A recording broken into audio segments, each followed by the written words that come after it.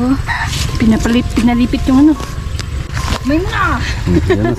Isang babae na maladyosa sa ganda, kilabot pala na snake hunter.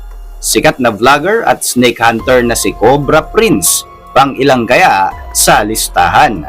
Sa video na ito ay pag-usapan natin ang pinakasikat na snake hunters, snake rescuers at snake content creators sa Pilipinas. Ang paghuli at paghawak sa mga makamandag na ahas sa Pilipinas ay tinuturing na isa sa pinakamapanganib na aktibidad na maaring isagawa ng isang tao. Pero sino ang mag-aakala na marami sa ating mga kababayan ang mahihilig sa ganitong uri ng gawain? Ang listahang ito ay batay sa kanilang kasikatan sa social media, lawak ng kanilang audience, impluwensya sa publiko at pagiging aktibo sa larangan ng snake rescue. Hindi ito opisyal na ranking ng anumang ahensya at maaari itong magbago habang dumarami ang mga bagong content creators sa larangan na ito. Kamusta po sa ating mga masugid na taga-subaybay? Ako po si Roy Z and welcome sa Kien Thoughts. Kung hilig mo mga ganitong uri ng videos, mag-like at mag-subscribe para lagi kang updated sa ating mga susunod na uploads. Ang ating bansa ay tahanan ng mga natatanging species ng mga ahas tulad ng Philippine Cobra, Summer Cobra at King Cobra na kilala rin bilang banakon. Ang bawat isa sa mga species na ito ay nagtataglay ng kamandag na may kakayahang pumatay ng tao sa loob lamang ng ilang minuto kung hindi agad malalapatan ng tamang lunas. Ang madalas na engkwentro sa pagitan ng tao at ng mga ahas sa Pilipinas ay bunga na rin ng pagkasira ng mga kagubatan at ang paglawak ng mga agricultural at peri-urban landscapes. Ang mga cobra ay madaling makapag-adjust sa mga palayan, taniman ng tubo at maging sa bodega ng bigas dahil sa kasaganaan ng mga daga sa mga lugar na ito na kanilang pangunahing pagkain. Sa kasaysayan, ang karaniwang tugon ng mga mamamayan sa presensya ng ahas ay ang pagpatay dito. Gayunpaman, ang paglipol sa kanila ay nagdudulot ng seryosong kawalan ng balanse sa ating ecosystem na humahantong sa pagdami ng mga peste sa mga pananim. Sa pag-usbong ng digital media, partikular na ang YouTube at ang Facebook, isang bangkat ng mga individual ang nagsimulang mag-alok ng kanilang serbisyo sa paghuli at pag-relocate o paglilipat ng mga ahas sa natural nitong mga tahanan. Sa kabila ng panganib, may mga Pilipinong piniling gawing misyon ng pagresponde sa mga ganitong sitwasyon. Sa halip na basta patayin ang mga ahas, sinisikap nilang iligtas ang mga ito at ilipat sa mas ligtas na lugar habang pinoprotektahan na rin ang mga residente. June Cobra. Si June Cobra o John Ray June de la Rama ay tubong San Pablo City, Laguna. Kadalasan, ang kanilang operasyon ay nakabase sa Cavite, Batangas at mga karatig na mga lugar. Sa ngayon, mayroon siyang mahigit 25,800 subscribers sa YouTube at mahigit naman sa 470,000 followers sa Facebook. Naging interesado siya sa gawaing ito sa pamamagitan ng kanyang pakikipagtulungan sa Cobra Team at sa pagtugon sa mga emergency call ng mga residente na may problema sa mga ahas sa kanilang mga bodega o kisame. Sa kanyang mga operasyon, nakaranas na siya na makagat ng aso habang sinusubukang hulihin ng isang ahas. Bukod dito, madalas siyang makatagpo ng mga mabilis at mga galit na mga kobra na nagpapakita ng labis at pagiging agresibo. Ngunit napapanatili niya ang kanyang kaligtasan sa tulong na rin ng kanyang mga kasamahan. Sa bawat rescue operations ay naipapakita rin niya na ang pagpatay sa ahas ay hindi dapat maging unang solusyon. Hanggat maaari, mas mainam itong ilipat sa mas ligtas nitong tirahan. Rex Tuklaw. Si Rex Tuklaw ay tubong Concepcion, Tarlac at karaniwang nag-ooperate sa mga lugar na ito at maging sa mga kalapit na mga lugar katulad ng Bataan. Sa ngayon, mayroon siyang mahigit 30,000 subscribers sa YouTube at nasa 88,000 followers naman sa Facebook. Ang kanyang interes ay nakatutok sa pagsunod sa mga probisyon ng Republic Act 9147 kung saan binibigyang diin niya ang kahalagahan ng pagliligtas ng mga hayop habang pinapanatili ang kaligtasan ng komunidad. Kasama ang kanyang grupong Tropang Tuklaw.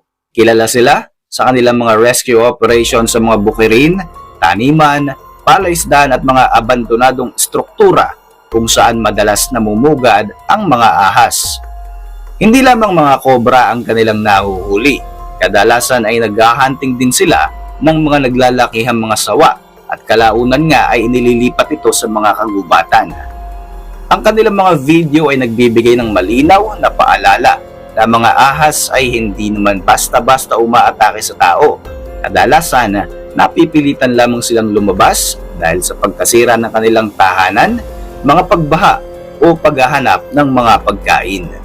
Sa pamamagitan ng kanilang mga content, mas nauunawaan ng publiko ang mahalagang papel ng mga ahas sa pagkontrol ng populasyon ng mga daga at iba pang mga peste.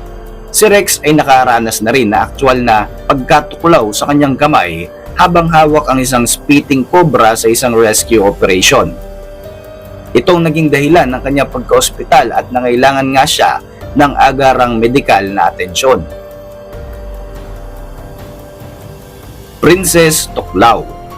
Si Mary Rose Garcia o Princess Tuklaw ay mayroong mahigit sa 196,000 subscribers sa YouTube at higit naman sa 287,000 followers sa Facebook.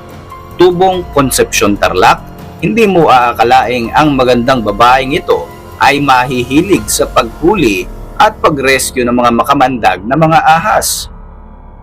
Nagsimula ang interes niya sa panghuhuli sa mga ahas dahil sa kanyang exposure sa mga aktibidad ng kanyang ama na si Rod Garcia na kilala naman bilang Rod Haring Tuklaw. Sa halip na magpatangay sa takot na karaniwang nararamdaman ng mga kababaihan sa mga makamandag na ahas, pinili niyang pag-aralan ang biological behavior ng mga ito upang makatulong sa mga magsasaka sa kanilang komunidad sa Tarlac. Nagsimula ang kanyang pagbablog noong 2022 kung saan ginamit niya ang kanyang mga platform upang idokumento ang aktwal na pagliligtas, paghawak at pag-relocate sa mga nahuhuli nilang makamandag na mga ahas upang maiwasan ang walang pakundangang pagpatay sa mga ito. Dahil sa kanyang experience sa paghuli ng makamandag na mga ahas, madalas siyang nakakaranas ng mga close calls mula sa mga spitting cobra na nagtatangkang magbuga ng kamandag sa kanyang muka habang isinasagawa ang pag-rescue sa mga ito. Boss Lar Cobra King. Si Larry na kilala bilang Boss Lar o ang original na Cobra King ay tubong Maynila at isa sa mga haligi ng komunidad ng mga snake handlers sa bansa. Ang kanyang interes ay nagsimula bilang isang profesional na tungkulin noong 1990s nang magsilbi siyang supplier ng mga cobra para sa Biological Production Services ng Department of Health o DOH para sa paggawa ng anti-venom. Mula 1998 hanggang 2001, nagtrabaho siya sa Anti-Venom and Vaccine Production Center sa Riyadh, Saudi Arabia bilang isang poisonous animal handler, kung saan kasama nga sa kanyang mga tungkulin ay ang panghuhuli at pag-aalaga ng mga makamandag na mga ahas at mga alakdan. Dahil sa kanyang mahabang kasaysayan at eksperyensya, si Boss Lar ay natuklaw na ng napakaraming beses ng iba't ibang uri ng mga cobra. Bagamat nakabuo na ang kanyang katawan ng antibodies na nagbibigay sa kanya ng mataas na tolerance sa kamandag, palagi niyang ipinapaalala na ang bawat tuklaw ay nananatili pa ring nakakamatay. Siya ang nagsisilbing mentor ng kasalukuyang henerasyon ng mga handler at snake rescuers sa kasalukuyan. Ang ganitong karanasan ang dahilan kung bakit marami ang tumitingala sa kanyang kaalaman tungkol sa iba't ibang uri ng makamandag na mga hayop. JTG Kamandag. Si JTG Kamandag ay tubong Kapas, Tarlac at karaniwang nagre-responde sa mga komunidad na mga Tarem, Pangasinan, pati na rin sa Tarlac, Pampanga at Nueva Ecija. Ang kanyang YouTube channel ay may mahigit sa 203,000 subscribers at ang kanyang pangunahing motivation ay ang pagtulong sa pamamagitan ng pagsagip sa mga cobra na nakakapasok sa mga kabahayan, mga kusina o banyo upang maiwasan ang aksidenteng dulot ng makamandag na mga ahas. Bagamat pinapahalagahan niya ang kaligtasan, nakaranas na rin siya ng mapanganib na pagkakataon tulad ng pagkakadulas habang hawak ang isang galit na kobra. Ang kanyang mga video ay nakatutok sa relocation ng mga ahas sa kanilang mga natural na tirahan upang mapanatili ang balanse ng ating ecosystem. Cobra Prince.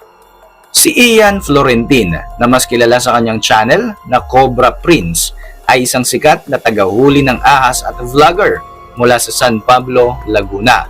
Siya ay mahigit sa 1.71 million subscribers sa YouTube at mahigit sa 2.9 million followers naman sa Facebook. Ang kanyang interest sa mga ahas ay nagsimula sa kanyang pamilya, partikular na sa kanyang ama na si Raymond Florentin na tinaguriang Cobra King sa kanilang lugar. Siya ang nagturo kay Cobra Prince ng mga batayang prinsipyo ng paghawak ng makamandag na ahas mula pa sa kanyang kabataan. Sa kabila ng kanyang karanasan, si Cobra Prince ay dumanas na rin ng mga seryosong aksidente, kabilang na nga ang pagkakatuklaw ng King Cobra at iba pang uri ng spitting cobra na nagdulot ng kanyang pagkakaospital. Naduraan na rin siya ng kamandag ng direkta sa kanyang mga mata na nagdulot ng matinding sakit at nangailangan ng agarang medikal na atensyon. Kinikilala siya ng kanyang mga manonood dahil sa kanyang pagiging mapagpakumbaba at dedikasyon sa pagtulong ng walang hinihinging kabayaran. Sa loob ng maraming taon, halos daan-daang milyong views na ang inabot ng kanyang mga video sa YouTube at Facebook. Halos araw-araw nga ay may natatanggap siyang mga tawag mula sa mga residenteng nangangailangan ng agarang tulong hinggil sa mga ahas.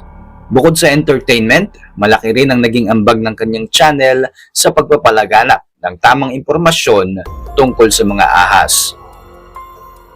Ang mga snake hunters at snake rescuers na ating tinalakay ngayon ay may kanya-kanyang estilo, karanasan at pamamaraan, ngunit iisa ang kanilang layunin: ang mapanatiling ligtas ang mga tao habang pinoprotektahan din ang kalikasan.